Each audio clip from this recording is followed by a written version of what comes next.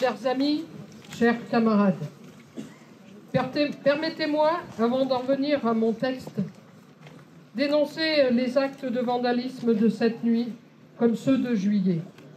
Actes à contre-courant des engagements qui nous réunissent ce matin.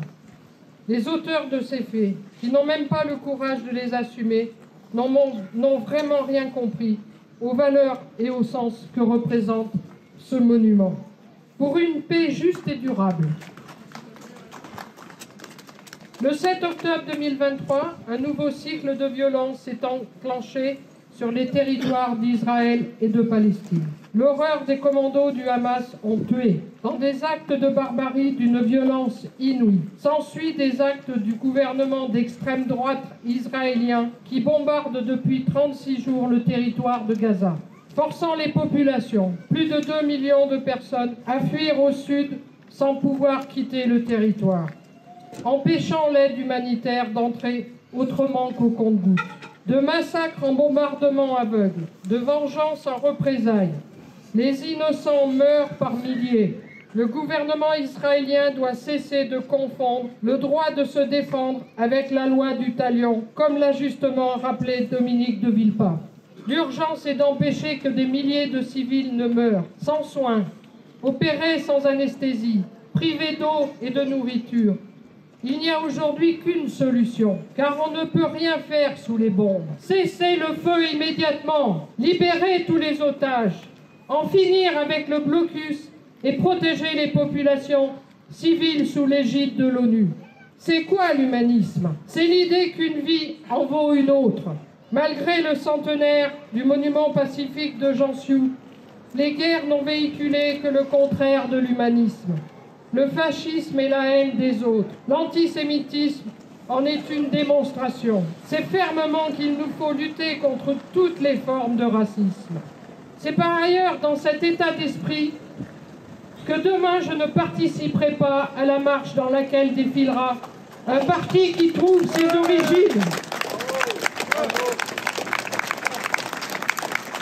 Un parti qui trouve ses origines dans l'histoire de la collaboration avec le nazisme, terreau de l'antisémitisme. Il nous faut porter ces valeurs humanistes autant que nous le pouvons. Autant que j'ai été fidèle à ces cérémonies en Creuse de ceux tombés durant les guerres. Au bois du Toureau, à Combeauvert, à Dontré, à Beausujean, à la Croix de la Mine, au pont du Murat, à la planche du Pré à Boussac-Bourg.